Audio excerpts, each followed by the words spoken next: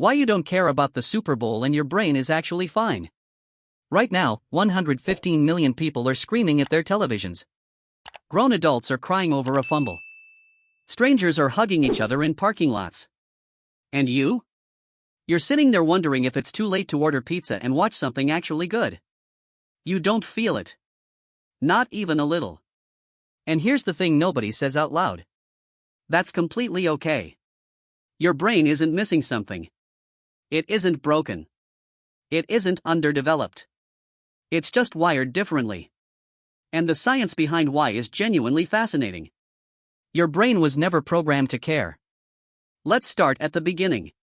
The human brain does not come factory installed with sports loyalty. You were not born a Chiefs fan. Nobody exits the womb ready to lose sleep over a quarterback controversy. What happens with diehard fans is a psychological phenomenon called basking in reflected glory.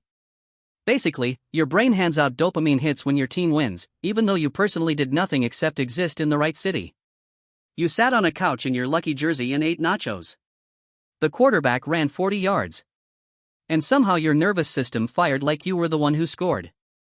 For some people, that trigger is powerful. For others, the gun never goes off. Not because something is wrong with them, but because their nervous system simply isn't wired to attach identity to a team they've never met. Research from the Journal of Consumer Psychology confirms that people have dramatically different optimal stimulation thresholds. Some brains need high-intensity emotional chaos to feel engaged.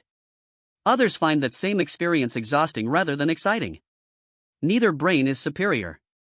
They're just different operating systems running different settings. The tribal pull you don't feel. Here's where it gets really interesting. Humans are tribal by nature. We survived for thousands of years by forming tight groups, competing against other groups, and protecting our own. Sports are essentially a modern simulation of that ancient instinct. My team. Your team. Us. Them. When your team scores, your brain doesn't just feel happy. It feels victorious. Like your tribe just defended the village from the enemy. But not everyone feels that pull at the same intensity. Some people satisfy their need for community in completely different spaces. A book club. A gaming Discord. A niche online forum about mechanical keyboards or vintage cameras or obscure films. They're not rejecting belonging.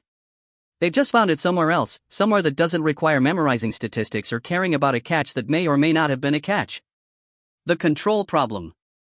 Here's a concept from psychology that explains a lot. Locus of control. Some people are wired to invest emotionally in things they can directly influence. Others are comfortable pouring energy into things completely outside their hands. Think about what actually happens at a Super Bowl party. People are screaming at a screen. Manifesting touchdowns. Wearing socks from 2009 because those socks were there the last time the team won. None of it changes a single play on that field. For fans, that's fine because the emotional experience is the whole point. But for people with a strong internal locus of control, spending 3 hours emotionally invested in something their effort cannot touch feels fundamentally unsatisfying. That's not coldness. That's just a different relationship with where your energy goes. The overstimulation nobody talks about. Modern life is already loud. Notifications, deadlines, news cycles, financial stress, the group chat that never stops. By Sunday, a lot of people aren't searching for more stimulation. They're desperate for less. And here's something worth knowing. About 1 in 5 people are classified by psychologists as highly sensitive. For them, a Super Bowl party isn't entertainment. It's a 3-hour sensory endurance test. The noise, the crowd, the forced enthusiasm, the constant movement. What feels like a celebration to some people genuinely feels like an assault to others. That's not antisocial. That's just how some nervous systems are built. Sometimes there is no deep explanation. And honestly, sometimes none of this applies. Sometimes people just don't like football the same way some people don't like cilantro or horror movies or country music.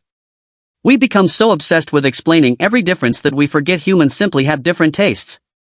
You don't need a neurological justification for not caring about the Super Bowl. The weirder assumption is that everyone should. So if you're someone who feels nothing on game day, you're not broken, not antisocial, not missing the point. You're just you. And that's genuinely enough. If this made something click for you, subscribe because this is what we do here every single week. Real psychology, explained in a way that actually makes sense. See you in the next one.